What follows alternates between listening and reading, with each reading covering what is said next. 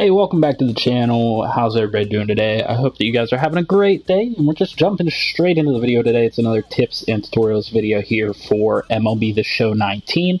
While we're waiting for our franchise to be able to be kickstarted based on the fact that the OSFM rosters haven't come out yet, so we don't have the prospects or anything, so we're waiting on that.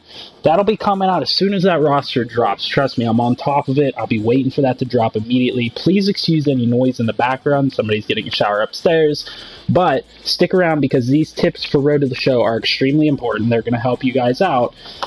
They're going to help you guys have a better time and be successful in your career in Road to the Show. So I have one started already as a third baseman here in Road to the Show. And I'm going to jump right into it. So the first couple things that we want to talk about here, the first things we want to come and talk about here in Road to the Show are, positional. Based on what you want to do, how you want to pick your position, and how you want to progress. So I recommend, if you want to get the most out of your experience, first and foremost, is that you pick a challenging position. Even if you're new to the game, helping you decide what a challenging position is pretty important. In this game, they made it so that you're not playing every single defensive play. You're only playing the ones where the ball comes towards you or you're involved in the play. Now, that's pretty important because there's going to be a lot more plays at certain positions, different things like that, and certain positions are going to be more challenging than others. So if you want a really easy experience, first base is the way to go. First base and pitcher, those are pretty standard. As a first baseman, you don't have to do a lot. You have to move a little bit left and right to get to a couple balls here and there, but for the most part, you're just going to be standing on first base and catching the ball from the other players. Now, it gets more challenging as you go around the bases. So I would say that third base and second base, relatively the same challenging wise. I mean, I would personally say that third base can be pretty challenging at times. That's the position that I play. And then shortstop is very challenging. There's a lot of balls hit that way, and you're expected to be an extremely good defender, have really good attributes as a shortstop. Now, third baseman is maybe a little bit harder than second base because you have to have a better arm and better arm accuracy in order to make your throws over to first base. So third base, shortstop, pretty difficult positions to play. Now, if you want a really high challenge, you can certainly play outfield, but I recommend staying away from the outfield spots because it's really hard this year to locate the ball. There is no marker out there to locate the ball and figure out when the ball is coming to you. So you want to stay away from the outfield positions. I highly recommend third base, shortstop, second base as the most interesting positions to play. And along the lines of positions, I want to get into the fact that when you play, everybody's going to run into the fact that the game is going to try to move you to another position. So as you can see on my player, I'm playing as a third baseman, and I'm playing pretty well. I'm up to a 64 overall. They just moved me up to AAA from AA. Playing very well overall, batting very highly, have a ton of home runs and everything like that. And they ended up moving me to first base anyway. Now, the recommendation I have for you guys is to not get frustrated with that. They could be doing this for a variety of reasons based on the coding in the game, based on the team that you're on. Most of the reason that they would be moving you to a different position, potentially even a less skill-based position, is to develop a second position for you or to work your way up through the system faster.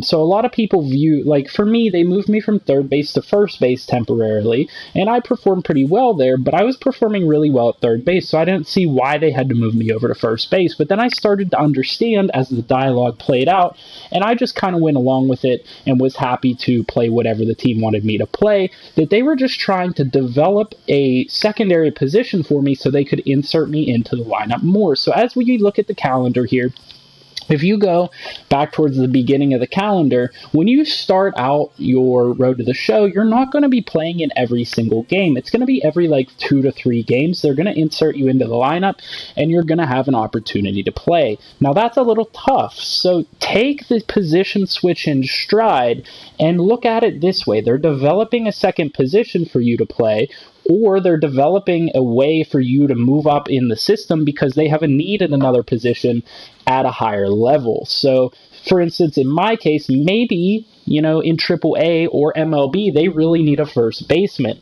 That would work you up through the system faster, and then eventually you'll be able to switch back over to your true position. So you can take that how you will, but for the most part, I take that as a positive, because for the first, I would say, about a month, I was only getting inserted into the lineup, even though I was performing really well, every few games. But once they developed a second position for me where I was playing both third base and first base, I noticed that I was playing both positions, and I was playing just about every single game here in the minors in AA, and they moved me up pretty quickly because I increased my production, because I was playing more games, and now I'm in the AAA after only about 2.5 months. As you guys can see here, we played all of April, all of May, and we're about halfway through June, and they finally moved me up to the AAA. Now, that's extremely important. Remember, take those position switches in stride.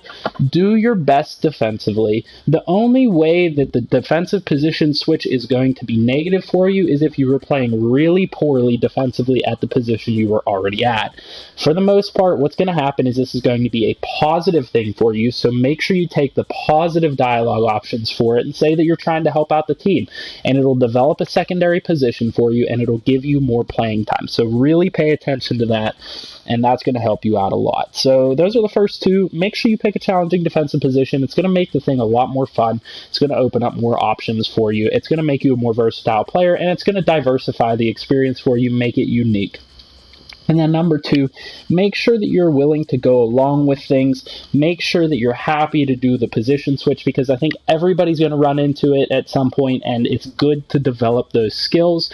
That way you can get inserted into the lineup more and be more useful to your team. And then the last thing that I have to say is that the one tip that I have in game that has helped me more than anything, and I want to show you guys my attributes here, is that even if you pick the what's it called, the I'm trying to think of the name of it, the anomaly up there at the top. If you pick the anomaly who has pretty good speed, you're going to only start out at about 70 speed. But as you can see, I've played 2.5 months through my Road to the Show experience here, and I'm up about 7 or 8 speed from where we began. Now that's extremely important, and here's why. The speed is going to help you out all facets of the game. It's going to help you out defensively. It's going to help you get around the bases more, help you extend bases, help you get better hits, help your team win, help you score, all those different things. It's extremely important to be a fast player, especially if you're trying to be a good player all around. Now, the way that you increase your speed, and I'll tell you here, guys, real quick, it's easy. Try to extend every single play that you can. If it's reasonable to assume that somebody that's fast might extend a double into a triple, and there's a window for you where it's going to be close, even if you get thrown out, extend that play or attempt to extend that play, because you'll get a speed boost for it even if you get thrown out. Try to steal bases as often as possible and work on your jump timing on those stolen bases, because even if you get thrown out on steals, you're going to increase your speed each time, even if you get thrown out. So keep those things in mind. Try and extend every single play you possibly can, and you'll get your speed up extremely quickly. As you can see with my player here, my speed is one of the things that has gone up the most with +7 or +8. Really, it's almost at +8. And, it's just going to keep climbing. And by the time I reach the majors, I'm hoping that this is close to like 90 speed, which is going to be absolutely phenomenal for a rookie player or a young player. You really want to get your speed up, and that is the thing that's going to affect it the most. And make sure that you do all your trainings and everything. Focus on the weight room and everything like that. And it's going to really help your physical abilities get up there a lot quicker. So those are my 3 main tips that I've come up with here for Road to the Show and how to be successful early on. As you can see, I've played about 2.5 months here, and I've gotten promoted to AAA. I'm going to see here if I can go in and find my personal stats for the first year in AA. I don't think I can find my stats here. There's got to be a way for me to find them. Player statistics. Yeah, so I don't have my stats listed, but I was batting really high. I was batting over 400. I had 20 plus home runs. I had like 80 RBIs. It was something ridiculous. And, that was batting on veteran. So I guess that's one of my last tips is that I can come up with off the top of my head here is that even if you're batting really well, in Double A, don't turn up the difficulty. You're going to tear it up in Double A, and you're going to get moved up, and then it's going to be harder from there. I noticed as soon as I went from Double A to Triple A, the pitchers that I started facing, and you'll see here on my personal stats, they're throwing a lot better. So as you can see here, I only have 3 hits and 8 at bats, which I mean is decent, but I'm batting a lot lower and not as well. I don't have any home runs or anything yet as I was in Double A, and I was extremely hot coming up from Double A. The pitchers and the competition are just better, so the veteran difficulty is going to be more like veteran difficulty.